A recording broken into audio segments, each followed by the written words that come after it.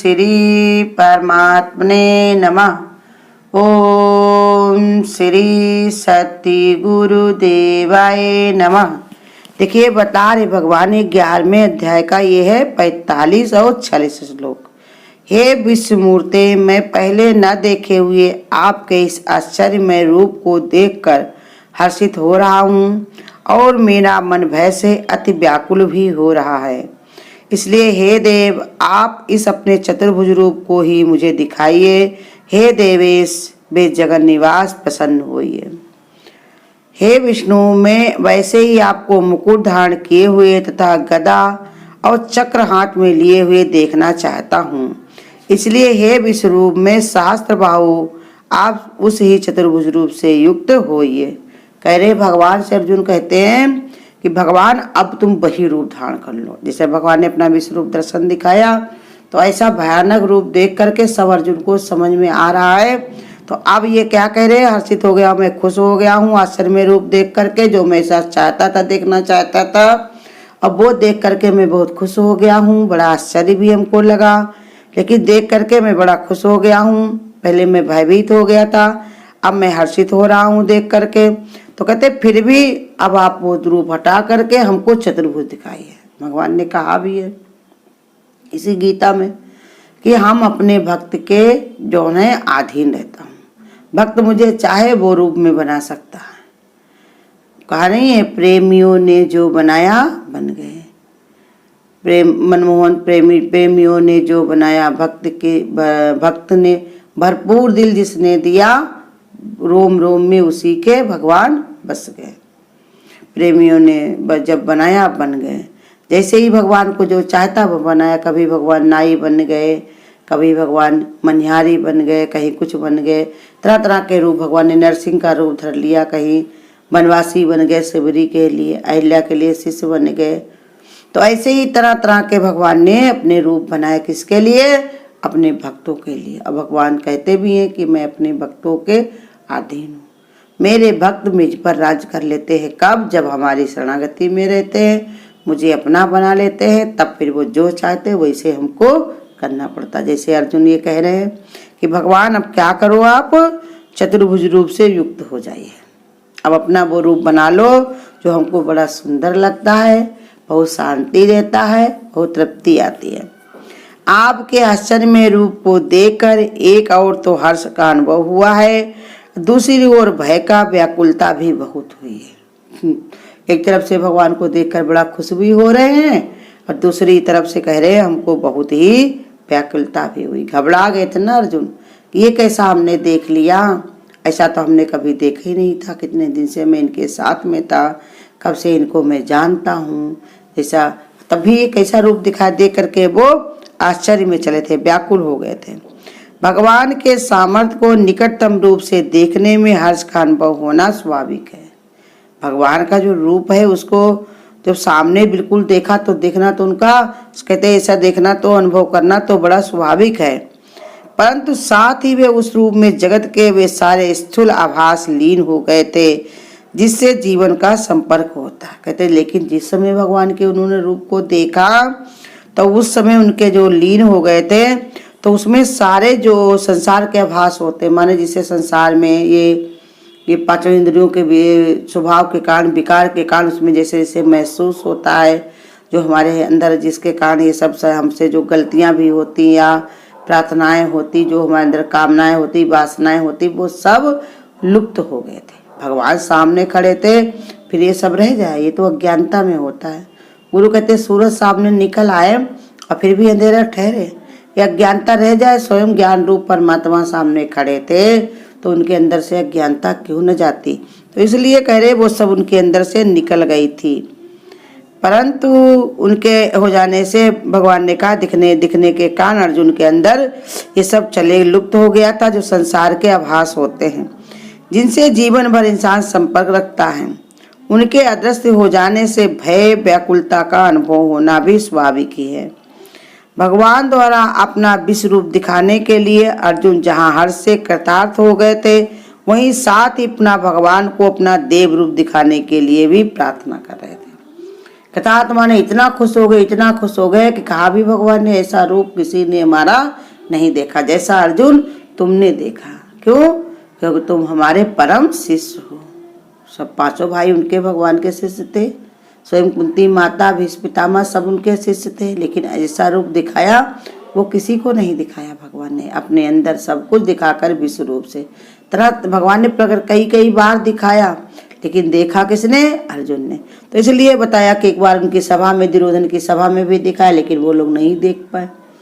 कोई अपने अहंकार के कारण, अपने दुर्बुद्धि के कारण दुर्योधन नहीं देख पाए, धृतराष्ट्र अपनी मूर्खता के कारण नहीं देख पाए, भीष्म पितामह इतने बड़े ज्ञानी होने पर, सब कुछ देखने पर भी उनकी समझ में नहीं आया कि अब हम भगवान की शरण में चले जाएं, ये बवाल को छोड़ दें, तब भी नहीं समझ पाए। लेकिन अर्जुन देखो क्यों समझा रहे भगवान, क्यों करे कि जो तुमको दिखाया हमने वो रूप नहीं देखा, क्योंकि अर्जुन ऐसे मान रहे हैं कि अब जो आप कहोगे वही मैं करूँगा। इसके कारण देखने से क्या होता है, देख लिया माना नहीं तो देखना बेकार है।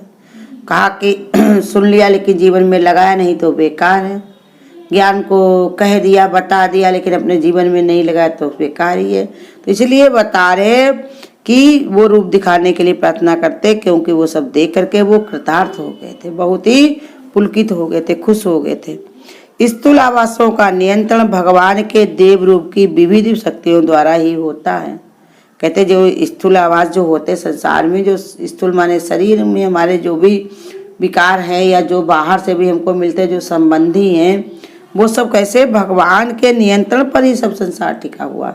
और जितने देव रूप की भी जितनी शक्तियां हैं वो भी सब भगवान से ही नियंत्रित होती हैं। जो कार्य करते हैं ना, आँख के देवता इंद्र बताया, जो है आँख के देवता का सूरज चंद्रमा है, मुख के जो है वह नाक के वरुण देवता है, मुख के अग्नि देवता है। तो ये सब क्या हैं? हाथ के इंद्र देवता हैं। तो जो भी हैं, मतलब जो भी देवी देवता हैं, वो भी सब नियंत्रण में किसके रह के कार्य करते हैं? भगवान के। उदाहरण के लिए स्थूल आवास का जल को ही लीजिए, इसके अधिष्ठान देव वरुण कहलाते हैं। कहते जल को ही रख लो, जल के बिना कहाँ हमारा काम चलता है। लेकिन इसका अधिकार कैसे भगवान ने बताया? हमने वरुण को दिया है, वो जो भगवान की उस शक्ति के प्रतीक हैं जो रस नाम से विख्यात है। रूप बनाया भगवान ने ऐसा ही जो रस नाम से विख्यात है। जब स्थूल आभास है तो अब सूक्ष्म स्वरूप भी तत्व है। पुष्टि के लिए सूक्ष्म भाव में रस आवश्यक है, पर मनुष्य के स्थूल भाव की तृप्ति स्थूल रूप जल से ही होती। कहते उसमें रस जो होता है जल में, तो उससे तृप्ति उसी से होती, लेकिन फिर भी जल तो दिखाई पड़ता है ना। रस उसका दिखाई नहीं पड़ता है, लेकिन जल दिखाई पड़ता है। वो तुम पीते हो शरीर को, उसको ही चाहिए। बताता है हृदय में भय का संचार होने के कारण अर्जुन उस भय के निवारण के लिए भगवान का चतुर्भुज रूप देखना चाहते। देखो आश्चर्य जो हुआ वो तो उनका खिल गया, लेकिन अंदर जो उनके भय पड़ा हुआ था उसका निवारण करना चाहते कि मेरा भय छूटे, हम देखें कि स्वयं वही भगवान है जिनसे हम कह रहे थे अपना वो रूप दिखाइए, स्वयं वही है कि कोई और आ गया उनकी जगह। तो इसीलिए समझा रहे भगवान कि भय को निवारण करने के लिए, जो उनके अंदर भयभीत हो गए थे, कोई और तो नहीं आ गया, उसके लिए बता रहे कि दिखना चाहते, जिसमें एक और तपस्या से प्राप्त होने वाले ब्रह्मलोक को मुकुट रूप में भगवान धारण किए हुए हैं। दूसरी ओर प्राण तत्व रूप गदा और तेज रूप चक्र धारण किया हुआ है। ये रूप मनुष्य जीवन के लिए अत्यंत अभयकारी है, माने भय को छुड़ा देने वाला भगवान ने रूप धारण किया। लेकिन फिर भी अर्जुन को भय लग रहा, क्योंकि रूप को देखने की अभिलाषा करते, क्योंकि कह रहे कि अपना चतुर्भुज रूप आप दिखाइए, भगवान से कह रहे, क्योंकि हमको उसको ही देख करके संतुष्टि मिलेगी जो हमें रूप कभी देखा नहीं है, और जिसको देख करके हमें भय हो रहा है, इनमें मैं ठहर नहीं पा रहा हूँ, इस रणगति में नहीं आ पा रहा हूँ, तो ऐसे दिखने से क्या फायदा। इसलिए भगवान कहते हैं जो भक्त मुझको निरंतर भजते रहते हैं तो उनको मैं यमदूत नहीं भेजता हूँ लेने के लिए, उनको मैं भेजता हूँ धर्मदूत। यमदूत जो होते हैं तो कहते काले काले जो भैंसे पे सवार होते हैं, काले काला उनका वर्ण होता है, बड़ी बड़ी आंखें होती खूंखार, बड़ी बड़ी मूछें होती हैं, जिसको देख करके भगवान का भक्त अपने आप पे भूल जाए भगवान का ध्यान विचार करना। और भगवान कहते नहीं, जो मुझे निरंतर भजते रहते उनको मैं ऐसा रूप बनाता हूँ। स्वयं इन भगवान चमकते हुए सफेद घोड़े पर भगवान के जो दूत हैं धर्मदूत, सफेद घोड़े पर सुंदर सा उनका चेहरा मुकुट लगाए हुए भगवान के जैसा ही वो दिखाए वाले, जैसे देखते ही उनको याद आने लगती। इसे बताया नहीं है, संगत कीजे साधु की तो साहेब आवे याद, और लेखे में यही घड़ी बाकी सब बर्बाद। संगत अगर करनी है तो साधु की करो तो भगवान की तुमको याद आए। संतों के संग लागरी तेरी अच्छी बनेगी। तो ये जितना जितना हम भगवान के संतों के संग में रहते हैं उतने उतना हमको आनंद आता है, और जितना जितना परपंच में हम बैठते हैं उतने इतना हम कुड़ते और परेशान होते हैं। तो इसीलिए ही समझा रहे कि जितनी भी संसार की पुष्टि है, जो भी धर्म है, सब किससे हुए हैं? सब भगवान से ही बना है, भगवान ने ही सब कुछ किया है। इसलिए भगवान से कृपा की, भगवान से अपनी कृपा से भक्त की इच्छा पूरी करने के लिए तत्पर हो जाते हैं। जब भगवान से कोई प्रार्थना करता है, बहुत अनले बिलने करता है, तो भगवान कहते हैं चलो ठीक है, तुम जैसा चाहते हो वैसे कर लो, कैसे भी राजी हो। जैसे बच्चा जिद पकड़ के बैठ जाए, ना खाए ना पिए कुछ ना करे, तो बाप कहता चलो ये कर लो। ऐसे ही परमात्मा की वही हालत है। वो कहते हैं हम तुम्हारे आंसू नहीं देख सकते, भक्तों का दुखी होना दाता को मंजूर नहीं, वो आप ही आते हैं, तुम याद किया करना।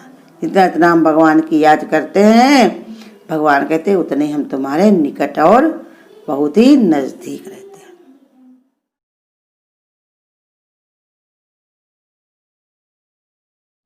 गोविंद तू है, गोपाल तू है, फिर भी तुम्हारा ये हाल क्यों है। गोविंद तू है, गोपाल तू है, फिर भी तुम्हारा ये हाल क्यों है।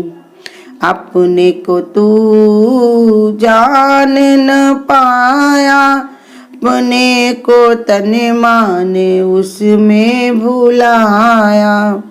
अपने को तू जान न पाया, अपने को तन मान उसमें भुलाया।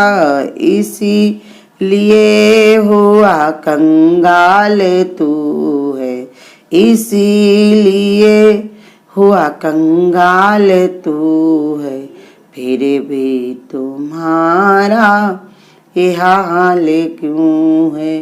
गोविंद तू है, गोपाल तू है, फिर भी तुम्हारा ये हाल क्यों है।